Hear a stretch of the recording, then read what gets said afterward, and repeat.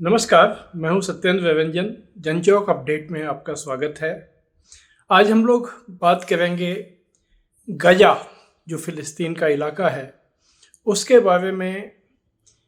America के नए राष्ट्रपति ने जो बातें कही हैं उसको लेकर, वैसे तो उसको लेकर बहुत हलचल मची हुई है, लेकिन अगर हम लोग इस घटनाक्रम को का जो इतिहास है और उसमें साम्राज्यवादी शक्तियों की, पहले ब्रिटेन और फिर अमेरिका की जो मंशा रही है, जो इरादा रहा है, अगर उसको हम लोग समझें, उस पर हम लोग गौर करें, तो ये बात उतनी चौंकाने वाली नहीं रह जाती है। बात यह है कि एक दिन पहले ट्रंप ने ये कहा कि वो गजा को फ़िलिस्तीनियों से खाली करा दिया जाएगा, फिर वहाँ पर बहुत आधुनिक ढंग के निर्माण होंगे, उसको एक खूबसूरत जगह बनाया जाएगा और इस काम में अमेरिका की फ़ौज भी शामिल होगी। जाहिर है, जब ये बात कही गई तो इसको लेकर हम लोग कह सकते हैं कि ये बैकफायर कर गया। ये जो दांव है ये उल्टा पड़ गया, क्योंकि जो अमेरिका के सहयोगी देश हैं उस इलाके में, जो पश्चिम एशिया का इलाका है, उन लोगों ने भी इसके ऊपर बहुत कड़ी प्रतिक्रिया जताई। सऊदी अरब है, मिस्र है और आसपास के जो देश हैं, इन्होंने और जॉर्डन, पहले उन्होंने ये कहा था कि गजा के निवासियों को ले जाकर मिस्र और जॉर्डन में बसा दिया जाएगा, तो दोनों देशों ने इस प्रस्ताव को रिजेक्ट कर दिया, इसे ठुकरा दिया। मिस्र ने तो यहाँ तक कहा कि अगर अमेरिका ऐसी कोशिश भी करता है तो उस इलाके में उसकी जो सारी दोस्ती है, जितने भी दोस्त देश हैं, वो उससे अलग हो जाएंगे, जिन दोस्त देशों ने पहले अमेरिकी नीति को वहाँ लागू करने में सहयोग किया है। तो जब ये काफ़ी तीखी प्रतिक्रियाएं आई तो ट्रंप ने अपना टोन थोड़ा डाउन किया और फिर उन्होंने कल ये कहा कि यह काम जो है गजा को फ़िलिस्तीनियों से खाली कराने का, यह इजराइल की फ़ौज ही करा लेगी, इजराइल खुद ही करा लेगा। उसके लिए अमेरिकी फ़ौज की ज़रूरत नहीं है, अमेरिकी फ़ौज नहीं भेजी जाएगी। और बाद में जब इजराइल वहाँ से फ़िलिस्तीनियों को हटा देगा, उसके बाद वो इलाका वो अमेरिका को सौंप देगा। ये बात जो उन्होंने, इसको निश्चित रूप से इसी रूप में समझा जा सकता है कि उन्होंने कदम पीछे खींचे जब काफ़ी प्रतिक्रियाएं हुई। और ये कोई पहला मौका नहीं है जब डोनाल्ड ट्रंप ने पहले बहुत आक्रामक रुख दिखाने के बाद अपने कदम पीछे खींचे हों। अभी हम लोगों ने सिर्फ उनके राष्ट्रपति शासनकाल में, जिसके अभी मुश्किल से, अभी तो 3 हफ्ते हुए नहीं हैं, सोमवार को होगा, 3 हफ्ते से भी कम समय में हम लोगों ने कई मामलों में देखा है। हम लोगों ने मेक्सिको के मामले में पहले देखा, फिर कोलंबिया के मामले में देखा, कनाडा के मामले में उन्होंने कदम पीछे खींचा है या नहीं अभी कहना बहुत जल्दबाजी होगी। लेकिन अब हम लोग ये गजा के मामले में हम लोगों ने होते हुए देखा है। वैसे ट्रंप ने जितने खुले रूप में ये बात कही, यह बात ठीक है कि इसके पहले किसी अमेरिकी राष्ट्रपति ने नहीं कही थी, अमेरिका के किसी बड़े अधिकारी ने नहीं कही थी।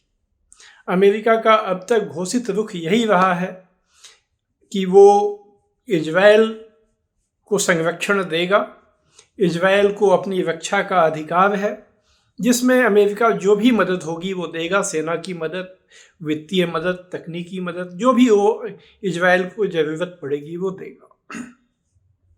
लेकिन साथ साथ, और ख़ासकर 1993 के बाद से जब ओस्लो समझौता हुआ, तब से उसका यह स्टैंड रहा है घोषित तौर पर। अभी पिछला जो बाइडेन की सरकार थी, उस समय भी यही स्टैंड रहा कि अमेरिका फ़िलिस्तीनियों का एक स्वतंत्र राज्य बने, एक स्वतंत्र देश बने, इसका समर्थक है, क्योंकि ओस्लो समझौते में इजराइल और फ़िलिस्तीन दोनों इस पर राजी हुए थे कि उसी ज़मीन पर 2 अलग अलग देश रहेंगे। एक इजराइल रहेगा 1967 तक, जहाँ तक उसका कब्जा था वहाँ तक, और उसके बाद की जो बाकी ज़मीन है जिसमें गाजा है, पश्चिमी किनारा है, और जो वो जिसे बहुत सी जगहों पर जिसे इजराइल ने बाद में कब्जा कर लिया, ऑक्युपाइड इलाके जो हैं उसको इजराइल खाली करेगा, वहाँ पर फिलिस्तीनियों का अपना स्वतंत्र देश बनेगा। अभी तक अमेरिका का ही रुख था। अमेरिका ने कभी खुलकर उस इलाके से भी फिलिस्तीनियों को खदेड़ने की बात नहीं कही थी। तो ये एक उस रूप में ये बदलाव जरूर नजर आता है, लेकिन अमेरिका की नीति जो 1993 के बाद भी रही और अभी बहुत ही खुलकर सामने आ गई जो बाइडेन प्रशासन के समय, अगर हम लोग देखें तो वो यही है कि वो चुपचाप बिना बोले हुए इसी काम को आगे बढ़ाने की प्रक्रिया में शामिल रहा है। आप गौर कीजिए, सितंबर 2023 में जब संयुक्त राष्ट्र महासभा का सालाना सम्मेलन होता है तो उसमें इजराइल के प्रधानमंत्री बेंजामिन नेतन्याहू जब गए तो उन्होंने नक्शा दिखाया था इजराइल का, जिसमें उन्होंने पूरे इलाके को, जिसमें गजा भी है, पश्चिमी किनारा भी है, उसको उन्होंने इजराइल के रूप में दिखाया था। और ये कहा जाता है, ये एक समझ है कि हमास ने जो 7 अक्टूबर 2023 को हमला किया वह इसी इजरायली मंशा के सामने आने के बाद किया। और भी वजहें थी, हम लोग पिछले 1.5 साल में, 1.25 साल में इन वजहों की बहुत ही चर्चा करते ही रहे हैं विस्तार से। लेकिन अब जो स्थितियां हम लोगों के सामने देखने को आई हैं वो ये है कि इजराइल उस काम को आगे बढ़ा रहा था। अभी तक स्थिति जो थी, अमेरिका उसमें हर तरह से इजराइल की मदद कर रहा था। वो डिप्लोमेटिक मदद दे रहा था। जब भी कोई प्रस्ताव संयुक्त राष्ट्र में लाया गया इजराइल के खिलाफ तो उसने उसे पास नहीं होने दिया अपने वीटो पावर से। वो सेना की मदद दे रहा था, वो वित्तीय मदद दे रहा था, हर तरह के हथियार और उपकरण दे रहा था। लेकिन वो खुलकर उसने ये बात नहीं कही थी कि वो गजा से फिलिस्तीनियों को खदेड़ने के पक्ष में है। और जब गजा की बात आई है तो पश्चिमी किनारे के बारे में, जो वेस्ट बैंक है, उसके बारे में भी यही बात नेतन्याहू और उनके मंत्री कहते रहे हैं। जाहिर है कि देर सवेर ट्रंप प्रशासन वो बात भी कहेगा। तो ये बात अभी तक उसने नहीं कही थी। लेकिन हम लोगों के लिए समझने की बात है कि ये जो सेटलर कॉलोनियलिज्म, ये उपनिवेशवाद का वो रूप जिसमें बाहर की आबादी आकर स्थानीय आबादी को वहाँ से निकाल कर इविक्ट करती है या उनकी हत्या कर देती है, उनका खात्मा करके उस इलाके पे बस जाने का जो उपनिवेशवाद का एक रूप रहा है, इसमें यह बात अंतर्निहित है कि देर सवेर यह काम करने की कोशिश की जाएगी।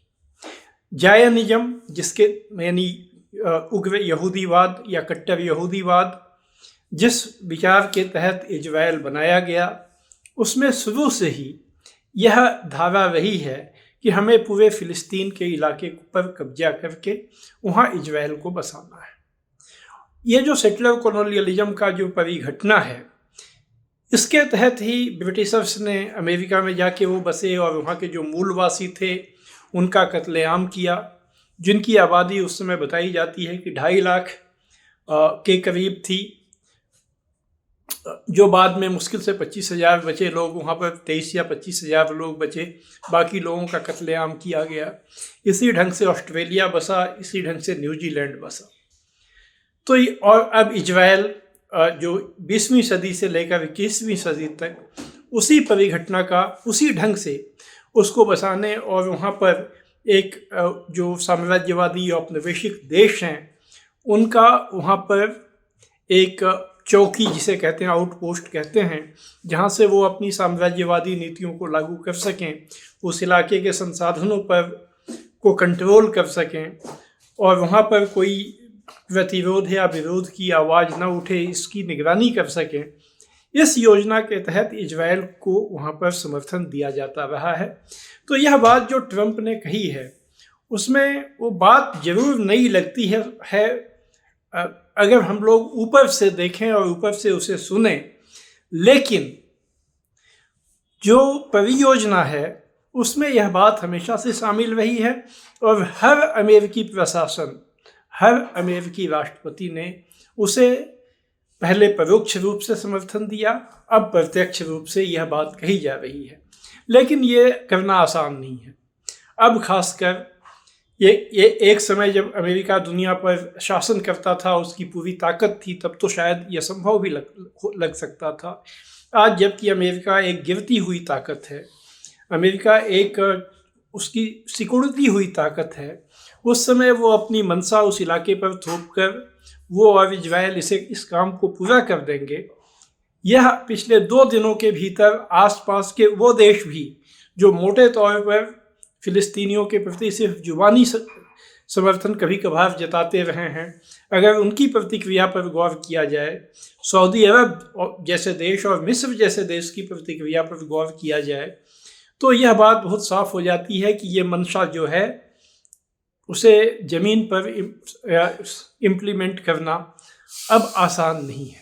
और ख़ासकर जब अमेरिका और जो पश्चिमी ध्रुवी है उसके खिलाफ एक नई ध्रुवी रूस और चीन के नेतृत्व में खड़ी हो गई है, जो एक मटेरियल सपोर्ट देकर साम्राज्यवाद के खिलाफ एक जो प्रतिरोध के लिए ज़मीन तैयार जिसने किया है और आने वाले दिनों में और भी वो कर सकते हैं, तो वैसी परिस्थिति में इस तरह की मनसाएं ही बनी रहेंगी।